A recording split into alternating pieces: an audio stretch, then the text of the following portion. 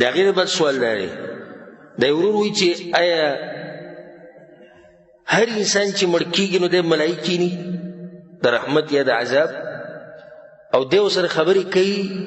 او کنه او هغوی سره خبرې کوي او کنه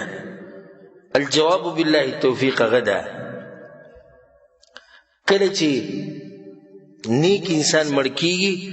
نو د رحمت ملائکه الله سبحانه وتعالی په د بصیره لګي چې زیره ولورکی او چې کله بد عمل جهنمی انسان مړ کیږي او کافر او مشرک مړ کیږي الله سبحانه وتعالی په د بصیره ملائکه د عذاب را لګي چې د زیره د جهنم ورکی او دا ملائک کاری په دغه ټیم کې دغه سړی ته په چا باندې ځن کدن دی په قرآن کې الله دا خبره کړې ده یوم يرون الملائکه لا بشرى یومئذ للمجرمین یوم يرون الملائکه دوی به ویني ملائکه زیره بنی دوی لپاره دا د مرګ غوښ الله یادی دشان الله ولو ترى اذ يتوفى الذين كفروا الملائکه يضربون وجوههم وادبارهم الله چې ساتر او بچ د کافرانو دا مخونه ولا وی دا ملاګانی ولا وی وبلجك الله ولو ترى اذ الظالمون في غمرات الموت والملائكه باسطوا ايديهم اخرجوا انفسكم اليوم تجزون عذاب الهون خبر وتم کې ورو سره نن بس پته ولک نیکانو خلق وبارك الله وي ان الذين قالوا ربنا الله ثم استقاموا تتنزل عليهم الملائكه د مرګ په وخت کې به ملائکه راځي الله تخافوا ولا تحزن مېریږي مغم جن کېږي په تیر شي جون پسې مغم جن کېږي او روان جون باندې مېریږي وابشروا بالجنه التي كنتم توعدون تاسو لمن زیره درکو دا هغه جنت چې تاسو به دغه لپاره عمل کوئ حدیث کې دا راځي امام احمد بن حنبل رحمه الله راوړی د براء بن عازب اوږد حدیث شیخ البانی په صحیح الجامع کې راوړی خو صرف دغه یو ټوټه دي تاسو ته بیانوم کوم چې زموږ مقصد دی رسول صلی الله علیه وسلم ان العبد المؤمن اذا كان في انقطاع من الدنيا واقبال من الاخره مؤمن چې کله د دنیا نه سفر ختميږي او د آخرت په سفر باندې وځي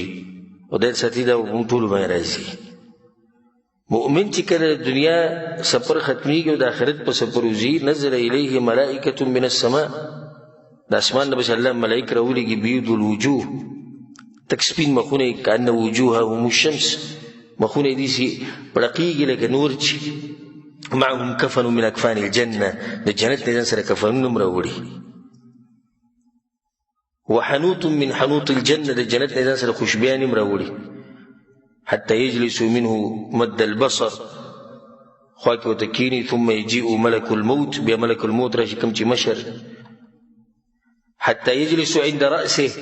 سر بخواك وتغى مشر كيني بيوتي أيتها النفس الطيبة باك روها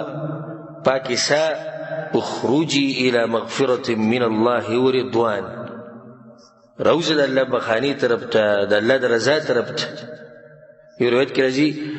جتال من زيري دركو بروح وريحان دا خشالو دا سكون جن دي زيري دركو رب راض غير غضبان ودي رب سر دي ملاقات تجاغتان رازي وإن العبد الكافر او كافر او جهنمي جكر مركي نزل إليه من السماء ملائكة سود الوجوه دي ملائكة ركوش مخونة تكتور خواهك وسركيني او وتوي أيتها النفس الخبيثة ده ملك الموت وتوي اخرجي إلى سخط من الله وغضب روزة ده الله غضب ستا انتظار كي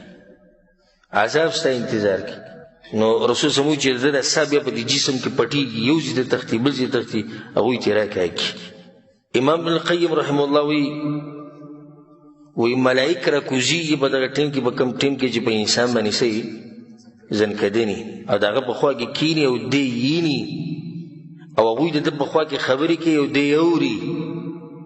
او کفنونه د ځان سره راوړي یا د جنت نه یا د جهنم نه او په دغه ټیم کې چې څوک دعا غواړي د ملائک په امین وي دا په حدیث کې ثابت ذکر رسول الله دې ټیم کې وي د جاهلیت خبرې مکه وي د ملائک په دغه ټیم کې په دې باندې امین وي او کله کله دې سم شي وي چې چا باندې چې ځن کدني باغې سلام واچوله او هغه ته وعلیکم السلام یا په خلا یا په اشاره سر وړقی سترګې وړقی ګوته وړقی خو دا خواته خلک پرې نه پوهېږي او داسې هم کېږي چې په خولې وایي خو اکثر د خولې ویلو هغه طاقت په هغه کې نه وي او ځکه هغه شیخ اسلام ابن تیمیه رحمه الله وایي چې د بعضو نه ما اورېدلي دي ځنکدن په وخت کې اهلا وسهلا مرحبا بهذه الوجوه په خیر اړې ښکلي ښکلي مخونه راځي کښېنئ هلته ما وی اورېدلي او ما ته یو ملګري خبره کوله عالم دی په پاکستان کې وایي زما د مور چې ځنکدنو او زه سره په خوا کې ناست وم او ما هغې له تلقین ورکو د توحید د کلمې او دا مې ورته ویل چې په الله باندې ښه ګمان ساته ته په یو داسې رب پسې ورځي چې هغه مهربانه رب دی مهربانه بادشاه دی هغه به دې وبخ وایي ما ته وایي چې بچې دغه دې ولاړ دي وی دا وی ما په خپله دغه نه وی اورېدلي خپلې مور نه مې واورېد هغې راته وایي چې دغه دې ولاړ دي دلیل دی په دې باندې چې دا ملایک چې کوم راکوزېږي دوی ته ښکاره کېږي امام ابن قیم رحمه الله وی ما ته زما شیخ ویلو یعنی شیخ الاسلام ابن تیمیه رحمه الله وی هغه ما ته دا خبره کړې وه چې داسې په کوم شوي دي چې هغه به سلام واچوي دی ورته وعلیکم السلام وایي به ورته وایي راشي دلته کښېنه زه یې ورته م وښوي دلته کښېنه او واضح دلیل دی په دې باندې په قرآن کې فلولا اذا بلغت الحلقوم وانتم حينئذ تنظرون ونحن اقرب الیه منکم ولكن لا تبصرون الله موږ ته نږدې یعنې موږ ملایک درلېږلي ولكن لا تبصرون خو تاسو ته نه ښکاري هغه ته ښکاري نو دا دلیل دی په دې باندې چې په چا باندې ځنکدني حاصل د خبرې هم دا شو چې د چا ځنکدني دی ملایک کښېني او ملایکو سره خبرې هم کوي یا زیری د جنت ورکوي یا زیری د جهنم ورکوي او داسې په کوم شوي دي چې دا سړی ورسره خبرې وکړي والله اعلم